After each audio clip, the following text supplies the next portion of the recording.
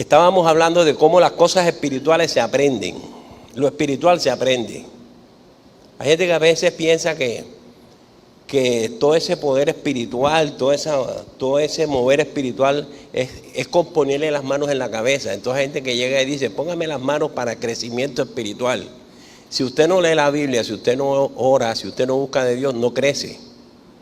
Eso es como si usted dijera que, pastor, yo quiero que usted me ponga las manos para que yo me ponga gordito y saludable.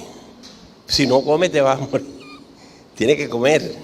Entonces uno tiene que alimentarse de la palabra y de una relación con Dios y ahí crece. Sin embargo, en la práctica nosotros encontramos en la Biblia muchos pasajes y muchas historias. Nosotros hemos hablado de la presencia del Espíritu Santo. Desde el principio de la creación estaba el Espíritu Santo. Y el Espíritu Santo es el que ahora mismo es responsable de muchas cosas. Y Él habita en nosotros. Yo les decía que habita en usted. En cada creyente habita el Espíritu Santo. Y me llama la atención una historia que está en el libro de Marcos. Ese es un pasaje que lo hemos leído bastante, es ampliamente conocido. En el Evangelio de Marcos, porque siempre miramos en la Biblia cómo Jesús hacía las cosas y las tomamos como marco de referencia. Dios nunca se va a dejar estereotipar. Dios va a actuar soberanamente cuando Él quiera, como Él quiera. Sin embargo, partimos del hecho, cuando usted lee las cartas de Juan, ¿sí? No el Evangelio, sino las cartas, usted se encuentra que Jesús le decía, dice en una de las cartas, en la tercera, dice, yo deseo que tú prosperes y deseo que tengas salud de la misma manera que prospera tu alma. O sea, relaciona de alguna manera nuestra madurez espiritual con sanidad. Cuando tú lees la Biblia comienzas a creer. Escuchar lo que Jesús hizo, las cosas que Jesús hace que tu fe se incremente y hace que actúe. Yo quiero mirar un pasaje que está en Marcos capítulo 5. En el versículo 25 aparece una historia que yo les decía que es bien conocida. Dice, había entre la multitud, Marcos 5, 25 dice, había entre la multitud una mujer que hacía 12 años que padecía de hemorragias. Había sufrido mucho a manos de varios médicos y se había gastado todo lo que tenía sin que le hubiera servido de nada. Pues en vez de mejorar, iba de mal en peor. Cuando oyó hablar de Jesús, se le acercó por detrás entre la gente y le tocó el manto. Pensaba, si logro tocar siquiera su ropa, quedaré sana. Al instante cesó su hemorragia y se dio cuenta de que su cuerpo había quedado libre de esa aflicción. Al momento también Jesús se dio cuenta de que de él había salido poder, así que se volvió hacia la gente y preguntó, ¿quién me ha tocado la ropa? ¿Ves que te apretuja la gente?, le contestaron los discípulos, y aún así preguntas quién me ha tocado. Pero Jesús seguía mirando a su alrededor para ver quién lo había hecho. La mujer, sabiendo lo que le había sucedido, se acercó temblando de miedo y arrodillándose a sus pies le confesó toda la verdad. Hija, tu fe te ha sanado, le dijo Jesús, vete en paz y quédate sana de tu aflicción. Y hasta ahí leemos, hasta el versículo 34. Entonces aquí la Biblia me muestra una mujer que dice que fue sana, pero ¿qué fue lo que la sanó? Si vemos el último versículo que leímos, Jesús le dijo, tu fe te ha sanado. O sea, ¿qué la sanó? Su fe, su confianza en Dios, su seguridad en que Jesús la podía sanar. Y esto a mí sí me sorprendió, porque nosotros siempre hablamos que Jesús, que la mujer, que no sé qué. Todos sabemos la condición de la mujer, con un problema, con un flujo de sangre permanente durante 18 años. O sea, esa pobre mujer debía estar primero anémica, prácticamente sin fuerza. Para colmos, dice la Biblia que cuando una persona estaba en esa condición era proscrita, no podía estar en medio de las personas, no podía participar del servicio, ella no podía venir a la iglesia. No podía. ¿Se acuerda cuando el COVID? Si usted tiene COVID, ni se acerque por ahí. ¿Ah? Entonces no podía venir, no podía entrar a la iglesia porque tenía un flujo de sangre y la ley decía. Yo estaba leyendo, mi hijo que está en Medellín me mandó un link de un pequeño video que él le tocó editar. Y el video que él editó es de un muchacho que va a la India y comienza a investigar sobre uno de los pueblos de la India. Y en ese pueblo hay unas castas, o sea, en la India hay unas castas. Y las personas que son de la casta inferior no tienen derecho a nada. O sea, ni siquiera pueden ir al colegio. No pueden ir a una escuela a estudiar. Escasamente les permite que se asomen por las ventanas. Los que son de las castas superiores pueden ir al colegio. Entonces, obviamente, esa es una población que está destinada a crecer en ignorancia, a crecer sin preparación. Entonces, están destinados a ser pobres toda la vida. Y entonces a mí me parecía injusto porque ellos tienen un libro, que el libro sagrado de los hindúes, entonces dice que la casta superior, esa es, mejor dicho, privilegio. Y a medida que van disminuyendo de casta, van teniendo menos cosas. Y la última casta, eso no tiene nada. Absolutamente nada. Son peor que esclavos. Entonces ellos mostraba cómo ellos sobrevivían, porque la idea es cómo sobreviven. Entonces ellos cortan madera de acacia, la vuelven carbón y la venden, pero ellos tienen un problema tan grande que cuando ellos salen a los caminos deben ponerse unas escobitas en los pies en la parte de atrás. O sea, en la parte de atrás de los pies se amarran como unas escobas. Y cuando van caminando, la escoba va barriendo la huella por donde él pasó. O sea, la escobita es para que cuando él camina no deje huella. Porque nadie pasa por donde ellos pasaron. Entonces usted tiene que barrerlo. Imagínense. Imagínense cómo el ser humano se inventa una cantidad de cosas. De hecho, hubo uno de los dirigentes en el año 1800 y tanto que quemó el libro sagrado, públicamente lo quemó. Y entonces eso generó un problema. Y ahora los de esas castas inferiores se están convirtiendo al budismo, se están convirtiendo a cristianismo, al islam, para no vivir bajo ese régimen. Porque lo único que los libra es que no sean de la misma religión. Pero en su mente y en la mente del colectivo, ellos siguen siendo una casta inferior. Sin embargo, dicen ellos que eso les alivia un poquito. Pero a mí me parece cruel vivir uno bajo un estigma de eso, de que tú por donde caminas no puedes. Ellos no pueden tomar, hacen en las comunidades con el tiempo, porque eso antes no se podía, pero ahora hicieron 2 pozos de agua, un pozo grande y un pozo más pequeño. Ellos no pueden tomar agua del pozo grande, tienen que tomar agua del pozo pequeño. Porque antes no podían hacer eso, ni siquiera se podían bañar en el mismo lago que se bañaba la otra gente. O sea, es una cosa cruel. Bueno, yo estoy contando toda esta historia que se las estoy contando en el siglo XXI. Pero imagínese en la época de Cristo, tener usted una enfermedad donde hubiera flujo de sangre. Eso era un estigma muy grande, la persona no se podía acercar. Eso explica por qué porque al final la historia dice que la mujer tenía mucho miedo. Le dio mucho miedo y ella no se quedó callada. Cuando Jesús preguntó, ¿por quién me tocó? Y veía que Jesús buscaba, porque Jesús sintió que el poder salió de él. Eso me pareció interesante también, cómo Jesús siente que de él sale su poder sanador. Que no fue una cosa que él provocó, sino que la provocó la fe de la mujer. Esto me pareció súper espectacular, porque no fue Jesús quien tomó la iniciativa de sanarla, fue que la mujer arbitrariamente, confiando en él y la fe que tenía en él, lo toca. Y cuando ella siente que la descubren, le da miedo, pero al final lo confiesa. Y es cuando Jesús le dice, vete en paz. O sea, no te preocupes, tranquila. Eso me pareció espectacular, esa misericordia de Jesús, ese amor, donde le dice, vete tranquila, vete en paz. Mira, tu fe te ha sanado. No te preocupes. Digo, yo siento como un retro aquí, mijo, hazme el favor.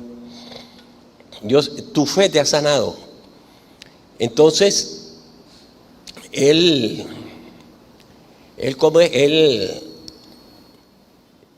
muestra tanta misericordia y tanto amor hacia esa mujer, muestra muchísimo amor y muchísima misericordia, y le dice que se vaya tranquila. Qué bueno cuando tú has estado bajo un yugo y Jesús interviene en tu vida y produce en ti esa paz. O sea, es la orden de Él.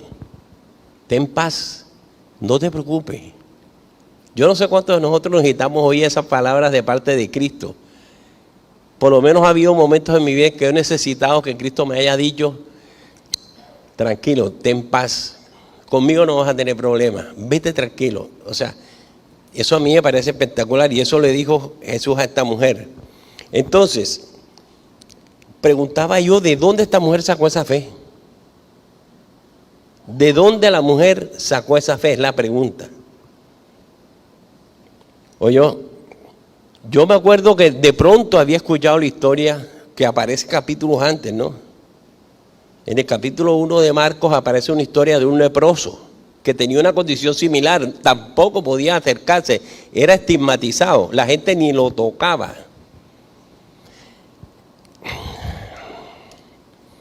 Es que hay cosas que a mí me golpean duro. Yo nací en un hogar con papá y mamá que estuvieron hasta el fin, estuvieron juntos, y yo sé lo que es estar sentado en el regazo de mi papá y mi papá acariciándome la cabeza y tocándome la oreja.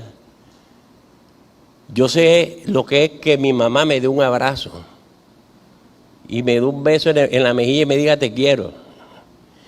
Yo sé lo que es ver a mi papá llegar y decirme, mira lo que te traje de regalo, y llegar con un reloj, mira, te traje este regalo, que dentro de todos los hermanos, al único que le dieron esa vez fue a mí, porque él no podía darle a todos los días, pero él a veces le daba al uno, al otro, hasta que completaba a todos, ¿no?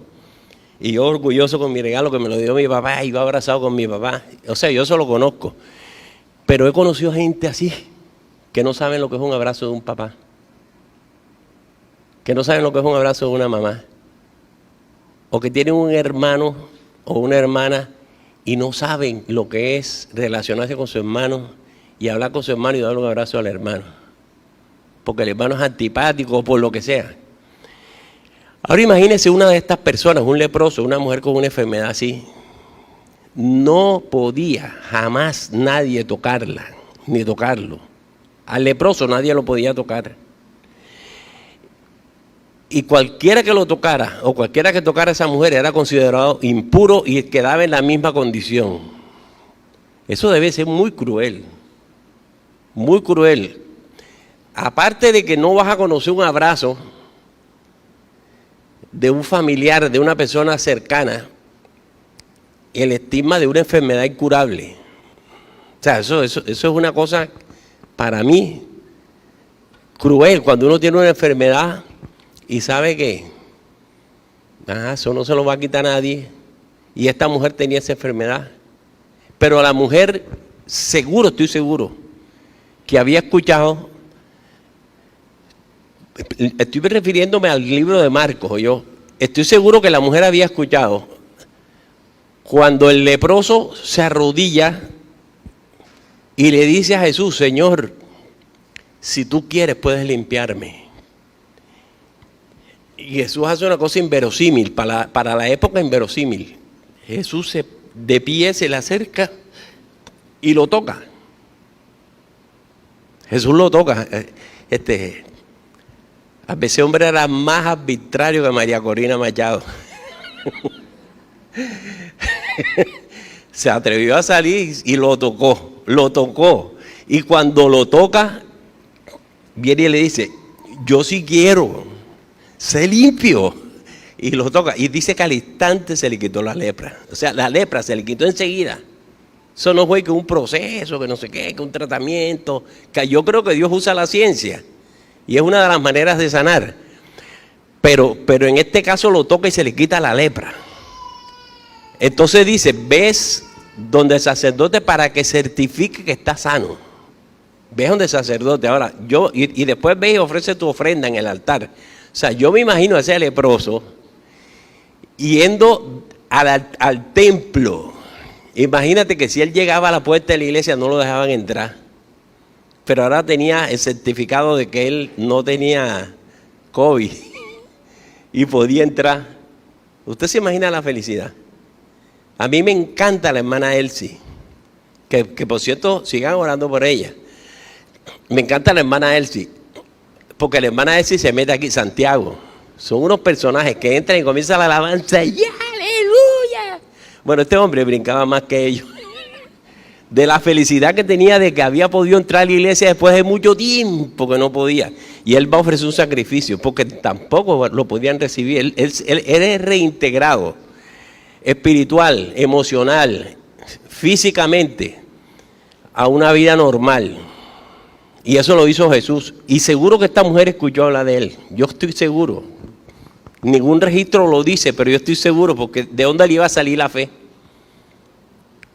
De conocer los hechos de Cristo. Es más, en ese mismo evangelio de Marcos, voy a pasarme para Mateo. En el evangelio de Mateo, en el capítulo 9,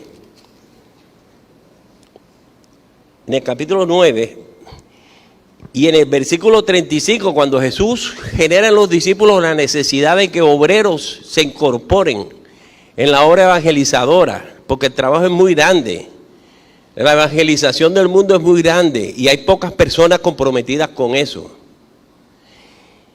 Y en ese pasaje aparece algo bien interesante. Dice en el versículo 35 de Mateo 9, Jesús recorría todos los pueblos y todas las aldeas, enseñando en las sinagogas, anunciando las buenas nuevas del reino y sanando toda enfermedad y dolencia. Entonces aquí dice que Jesús en su proceso evangelizador iba por todas las aldeas y pueblos. Y yo me pregunto cuántas aldeas habrá visitado Jesús en esa época y cuántos pueblos. Parece que fueron muchos. Y dice que él iba por todos esos lugares. Pero interesante lo que dice el versículo 35 dice, y sanando toda enfermedad y toda dolencia. O sea, yo creo que cuando a esa mujer le contaron, mira, Jesús sana toda enfermedad y toda dolencia. Imagínate que sanó al leproso en forma instantánea. Escúchenme por qué yo insisto en estos temas. Porque cuando nosotros leemos la Biblia y encontramos lo que Jesús hacía, sabemos que Jesús puede hacer lo mismo con nosotros. Yo cuando leo la Biblia y digo, caramba, pero Jesús sanó a este hombre, porque a mí no. Yo no sé cuántos, uno llega a una edad en que ya la muerte no lo espanta. Uno dice, bueno, ya yo cumplí mi proceso, ya qué más, ¿cierto? ¿Ah? Yo viví una experiencia ayer impresionante. Estuve en una ceremonia de echar las cenizas de una persona al mar. Y entonces se alquiló una lancha. Yo iba en mi lancha con mi Biblia ahí bamboleándome, agarrado de una cosa ahí. Varias cosas me pasaron. La primera, cuando me fui a montar en la lancha, me tocó agacharme y subí arrodillado. Y yo pensé, caramba, yo antes me subía corriendo, y caminando, y me paraba en la lancha así. Yo ahora no puedo hacer eso. Yo no sé cuántos de ustedes ya les toca. Yo no sé cuántos de ustedes se le ha caído el celular debajo de la cama. Y después para recogerlo. ¿Qué problema? Por lo menos Cookie y yo le dije, ¿qué Cookie? Sácame el celular ahí. Y que espérate, y se va a entrar un palo de escoba, un trape. Es cruel. Entonces yo pensaba, caramba, ¿cómo se le va a uno la vida de rápido? Y entonces llega el momento en que hay que echar las cenizas al agua. Y cuando cogen las cenizas, eran 2 bolsitas 2 bolsitas, o sea, porque la dividieron en 2 bolsitas, porque eran 2 hijos, uno una bolsita y el otro la otra. Y yo dije, eso es lo que queda de uno. Cuando lo tiremos al mar ya no queda nada. Y yo comentaba, ¿por qué una ceniza? Bueno, la Biblia dice que cuando Dios crea al hombre, cuando Dios hace la creación, Él dice, dijo Dios, hágase la luz, dijo Dios, y todo se hacía. Pero cuando creó al hombre, lo formó del barro de la tierra y sopló aliento de vida. Y cuando el hombre falla, Jesús le dije, y al polvo volverás, porque polvo eres y en polvo te convertirás. Entonces el ser humano al final termina convirtiéndose. Pero que es que están encontrando cadáveres. Noté que en las culturas nórdicas los queman. O sea, los quemaban, los montaban en una balsa o los ponían en un tambo que hacían, y les echaban candela y los prendían. Los incineraban. O sea, eso de la cremación toda la vida existió. De hecho, en la Biblia en ninguna parte dice si es malo cremado o no es malo cremado. Eso no lo dice. Entonces, tradicionalmente hay culturas que los queman. Ese mismo amigo de mi hijo, a quien Andrés le editó un video, tiene otro video donde muestra un pueblo de la India también, donde a las personas cuando mueren hay que hacer un entierro, pero con todas las de la ley. Pero ese entierro tienen que matar no sé cuántos bueyes. Póngale usted 20 bueyes. Imagínate que tú hagas que se te muera un familiar y que tú tengas que matar 20 vacas. ¿De dónde vas a sacar tu plata para comprar 20 vacas? Entonces dice que esos son los entierros más costosos del mundo. Y la gente, como no lo puede enterrar, cogen al muerto y lo embalsaman. Le inyectan formol y lo tienen en la casa en un cuarto con la familia, como si estuviera vivo. Y no lo consideran muerto hasta el día del sepelio.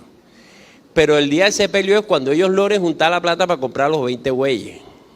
Entonces hay gente que le demora 1 mes, otros 2 meses y otros duran hasta 1 año con el muerto ahí en un cuarto en la casa. Y van, lo peinan, lo cambian y todo, le hacen de todo al muerto, como si estuviera vivo. Mire qué cosa. Ahora imagínate que cojan un muerto y lo quemen. El escándalo que se va a formar. Todo el mundo dice, ¿por qué lo quemaron? Rompiendo la tradición. Pero bueno, a donde yo quiero llegar es que yo llegué a un momento que miré esas bolsitas de ceniza y dice, así queda uno. Pensé yo acá, así queda uno, una bolsita de ceniza. Yo debí tomar una foto para mostrársela, para que usted viera cómo va a quedar uno. ¿Oyó?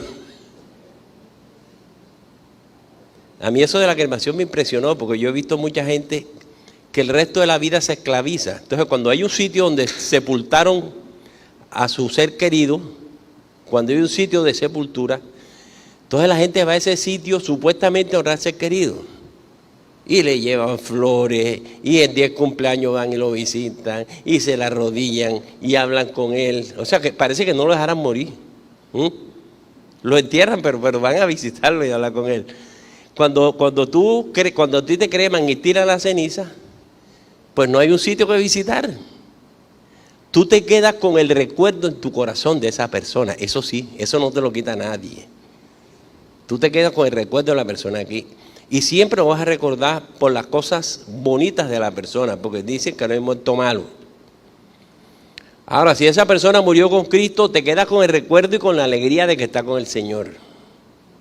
Todas esas cosas. Pero, ¿a dónde quiero llegar yo? A ese poquito de tierra que queda, que al final lo tiran al mar o lo tiran en una montaña y se esparce. Oiga, qué locura. Yo me impresioné mucho, ¿sabes? Que yo dije, Cookie no fue conmigo, porque Cookie se quedó atendiendo al ayuno. Y yo me quedé pensando, me debió traer Cookie para que vea cómo queda uno. Oiga, porque uno sí se preocupa por tonterías, ¿eh? Que el estatus, que la última marca de carro, que el último, que la marca de ropa, para quedar vuelto uno un poquito de tierra.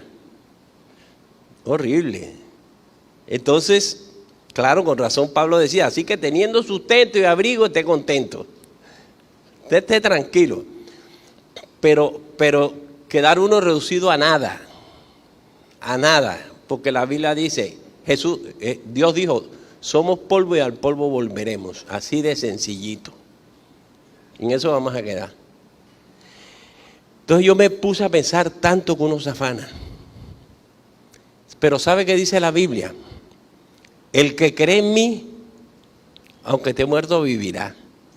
También la Biblia dice que Dios va a llegar un momento que va a llamar con Cristo a todos los que murieron en Él. Los que murieron con Él, teniéndolo en su corazón. Dice que los muertos resucitarán y se irán con Él. Y los vivos serán transformados.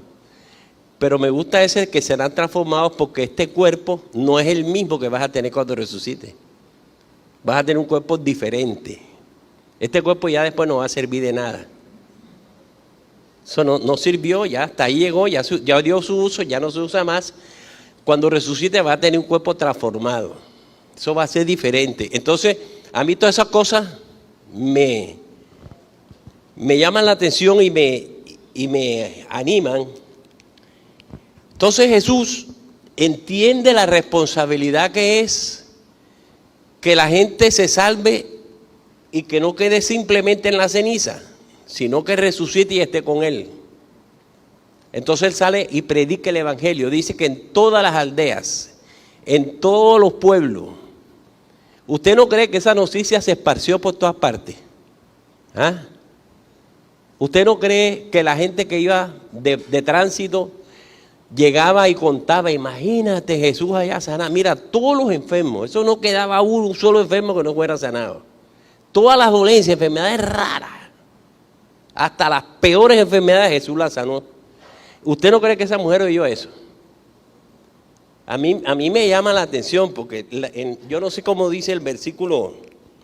Yo me voy a ir otra vez a Marcos. A Marcos capítulo 5. Yo no sé,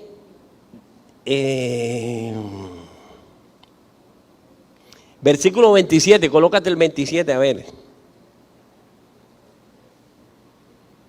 Dice, como oyó hablar de Jesús. O sea que la mujer había oído hablar de Jesús. Ahí dice, como ella oyó hablar de Jesús, ¿qué era lo que oía de Jesús? Dime. O sea, que a ella le sonara de todas las cosas que dijeran. Decían, no, que vino Jesús, el Salvador, está predicando un evangelio de salvación. Y no sé qué. Y contaba la historia. Y caminó sobre el mar y sacaron peces. Pero de pronto escuchó y sanaba toda enfermedad y toda dolencia. Eso sí le sonó. Porque tú estás leyendo la Biblia y hay cosas que tú dices, esto es conmigo. Y esa mujer dijo, esto es conmigo, yo estoy seguro. Mira, siquiera que yo le toque la ropa. Yo estoy seguro que me sano, estoy segura. Siquiera que le toque la ropa. O sea, ella ni siquiera decía que yo lo toque a él. Siquiera que yo le toque la ropa que tiene puesta, estoy segura que me sano. O sea, la fe de la mujer creció. Y yo, tocó al leproso y lo sanó, pero yo estoy segura que es que yo nada más tocándole a la ropa. Y eso le dio coraje. Porque entre otras cosas la mujer ya estaba sin un peso. Dice que había visitado muchos médicos y había sido infructuoso. Me gusta, Lucas como era médico lo dice más decentemente. Dice, había visitado muchos médicos sin resultado. Porque aquí, de la manera como lo dice Marcos, es como si los médicos le hubieran cobrado y no hubieran hecho nada, ¿entiendes? Sí, como si tuvieras una de esas GPS así. Me sacaron el billete y a dónde, ni siquiera me dan la cita. No, ella no. Ella está segura, porque oyó de Jesús, entiéndame. ¿Y por qué insisto en esto? Porque si usted lee la Biblia, su fe va a crecer. A Pablo le escribe a los romanos y le dice, vea, la fe viene cuando usted le pone atención a la palabra de Dios. La fe viene por el oír y el oír viene por la palabra de Dios. Si usted lee la Biblia, su fe crece. Y usted va a tener fe cuando tenga que enfrentar una situación difícil, usted va a tener la confianza y va a tener la fe.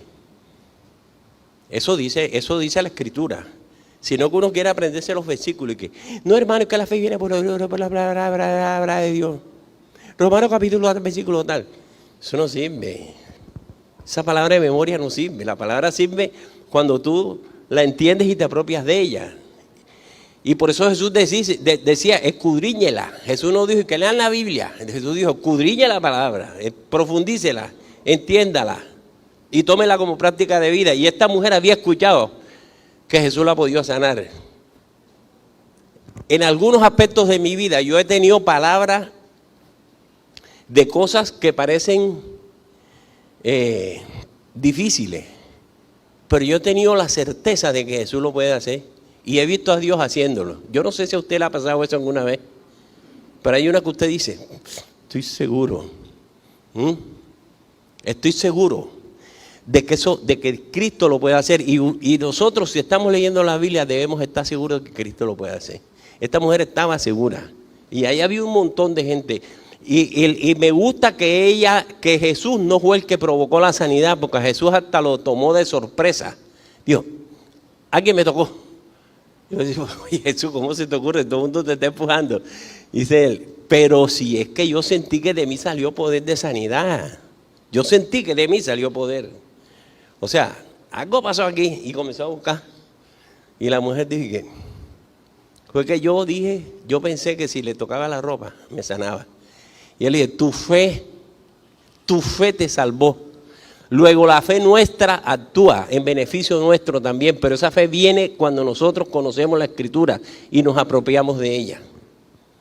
¿Cómo es que yo me pongo a pensar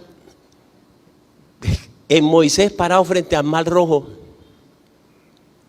Ya viene de que Dios hizo una cantidad de señales, 10 plagas. Y él está parado frente al Mar Rojo y entonces se arrodilla, coge su bastón y comienza a orar. Y Dios le dice, oye Moisés, ¿tú qué haces ahí arrodillado? Dígale al pueblo que marche. ¿Por qué clamas a mí? Dile al pueblo que marche. Y Moisés se para y le dice, síganme. Y se mete y el mar se abre. Se necesita tener mucha fe, oye. Pero él estaba fundamentado en hechos de Dios. En hechos de Dios que venían contándose de todo lo que venía por el desierto. Entonces, quiero decirle, la fe nuestra actúa en beneficio cuando confiamos plenamente en Jesús y en su poder sanador. Entonces yo quiero decir una cosa. ¿Sí? Primero, Dios tiene la voluntad de sanar, y aquí dice que toda enfermedad y toda dolencia. Entonces, así como Jesús en ese momento hizo eso, porque ¿sabe qué dice también el que dice el libro de Hebreos? Dice, Jesucristo es el mismo ayer, hoy y siempre será el mismo. Esa misma voluntad existe hoy. O sea que Él tiene hoy el deseo de sanarnos a nosotros. Y yo quiero que usted y yo tengamos eso siempre presente. Dios tiene el deseo de sanarnos. Entonces, claro, lo puede hacer de una manera instantánea. Pero hay un pasaje en la Biblia donde Jesús no sanó enseguida, sino que le dijo a unos ciegos, le dijo, vayan y regresan. Y cuando ellos regresan, pueden ver y dicen que, bueno, vemos un poquito más, vemos como a la gente como árboles que se mueven. Entonces, vengan acá. Oró otra vez y ahora sí vieron. Luego es posible que yo tenga que orar más de una vez. Entonces, si tú estás orando por una persona y no se sanó enseguida, porque esta mujer supo que fue sana enseguida, esa es la otra cosa. La mujer sintió que el flujo de sangre se paró. Ella tuvo la sensación física de que fue sana. Tuvo ese sentir en su cuerpo de que había sido sanada. Y ella le dijo, Señor, yo fui sanada. Lo aseveró. No se había hecho un examen médico, no había ido a su casa a revisarse.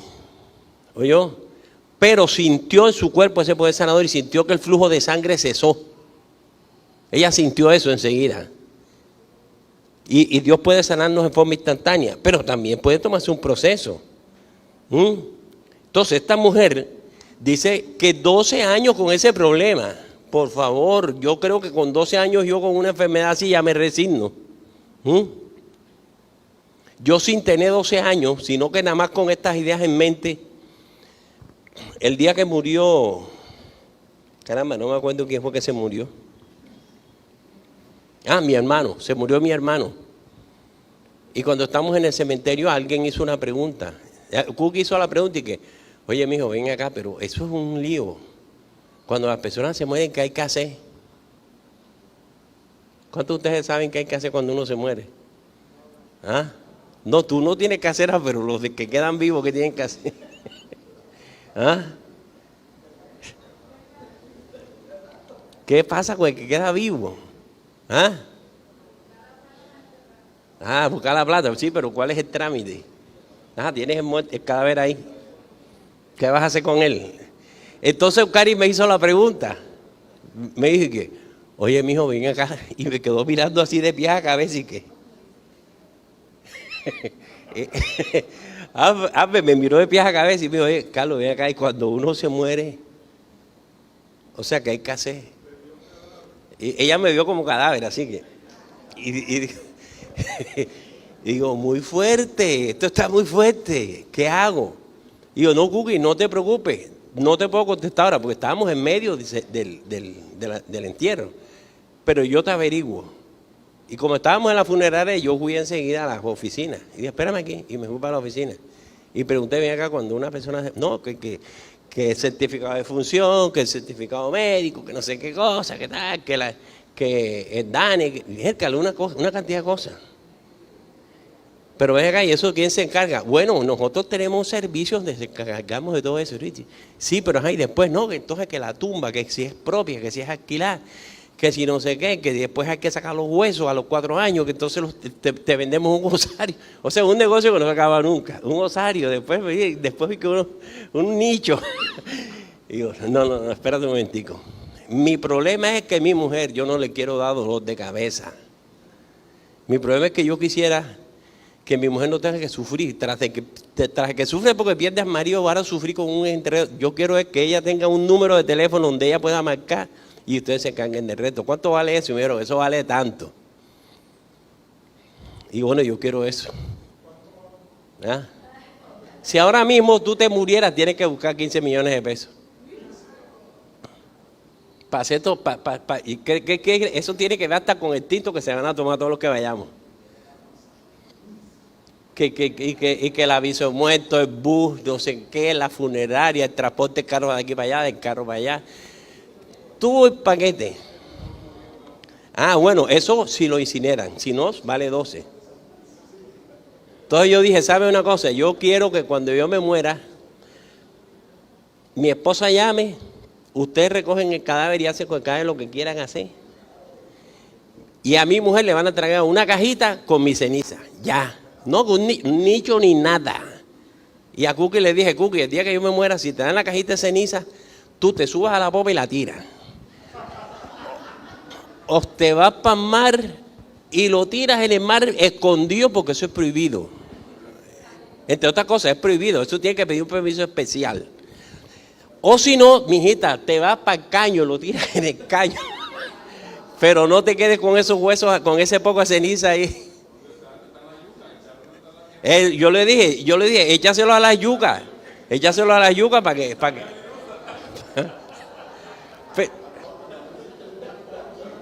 ¿Ah? Perdón. No, por eso, uno paga la póliza. Cuando pagas la póliza, si te sale y es incinerado, dependiendo de la póliza, pero a la póliza hay que pagarla también. Yo me refiero a la persona que se murió y que ahora mismo lo cogió descuidado, ¿entiendes? Sí, porque hay gente que ha pagado su póliza por años, ¿entiendes? Y la póliza le sirve. Pero yo me refiero, porque yo le pregunté, ven acá si la persona, no, si lo que hay es seguros exequiales, lo que hay. De hecho, en las empresas, las que tienen sindicatos, cubren eso. Las tarjetas de crédito tienen un seguro también. Entonces, lo que te quiero decir es que uno está como ignorante, pero a la persona la cogió de pronto, ¡pah! Y yo le dije, bueno, si yo llego aquí y digo, mira, se me murió un familiar, y yo, no, tienen que conseguir 15 millones de pesos. Y yo ese dolor de cabeza no se lo voy a dar a Cookie. Yo mejor arreglo mi cosa en vida, y yo lo arreglé en vida. ¿Oye? Pero sí tengo claro que mi cadáver no va a servir de nada. Vea, yo el otro día cogí un cerdo y lo metí en el microondas y le puse el volumen a todo taco y se me olvidó. Y cuando regresé, lo puse en el air fryer. Estaba nada más un cascaroncito, así toda la mantequita esa se había derretido. Lo que había en el fondo era puro aceite. Entonces uno también, uno se deshace, entonces el cuerpo no sirve. Sirve, dice la Biblia que el que muere con Cristo, aunque esté muerto, vivirá. Sirve. Que yo tengo a Cristo en mi corazón y eso no lo pueden quemar. Yo le decía a Eucari Vanega, Eucari, tú estás ahí, así. Yo le decía a Eucari, el día que me quemen, no va a quedar nada, lo único que va a quedar es el amor que yo te tengo. Ese no lo pueden quemar. Ese no lo quema nadie. Entonces, lo que quiero decirte, vea, de pronto esto me llevó a otra reflexión, la pregunta que hizo Rodolfo. Usted debe estar seguro de su servicio funerario. Si usted quiere a su mujer, por favor, esté seguro de que usted no le va a dar un problema.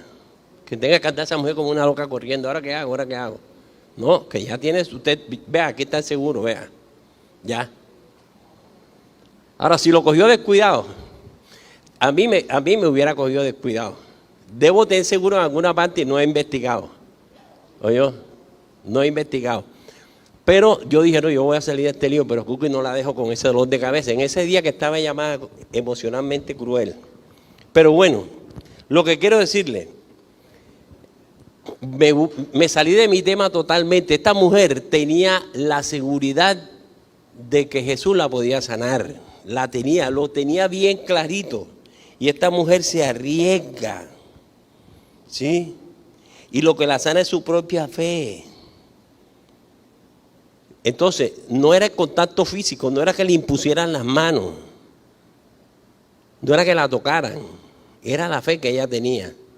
Y fíjese que en el caso del leproso fue que Jesús lo tocó. Entonces, lo que te quiero decir, Jesús te puede sanar. Cuando tú te enfrentas a una persona que está enferma, Jesús la puede sanar.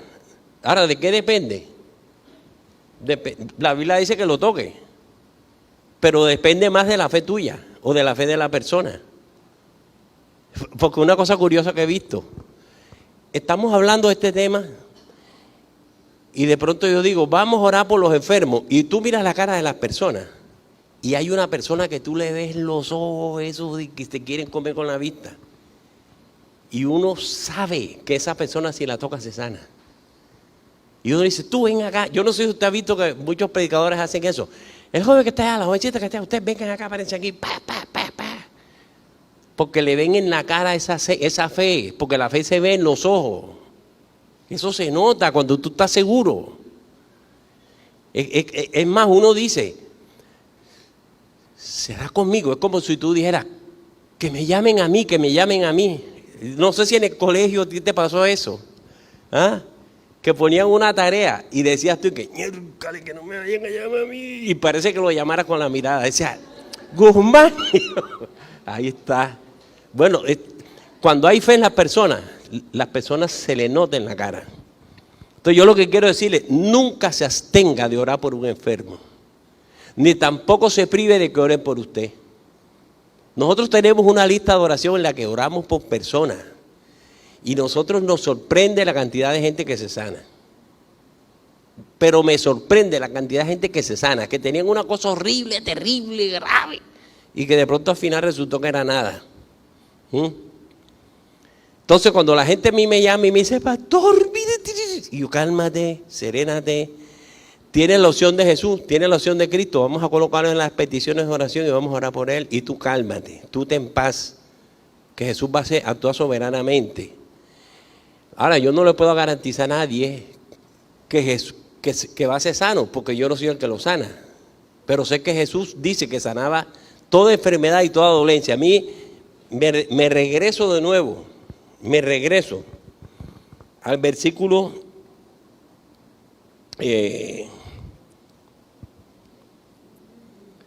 bueno, aquí hay una historia interesante. Este evento pasa en medio de una situación, escúcheme. Resulta que un funcionario, Jairo, le dice, Señor, mi hija está gravemente enferma. Yo necesito que vayas y ores por ella. Y Jesús va de camino. Este hombre tiene la fe de que Jesús puede hacer algo que es difícil. Él cree en que Jesús puede hacer lo difícil. Pero después que ve que la mujer sanada, vienen y le dicen, tu hija ya murió, ya no vaya.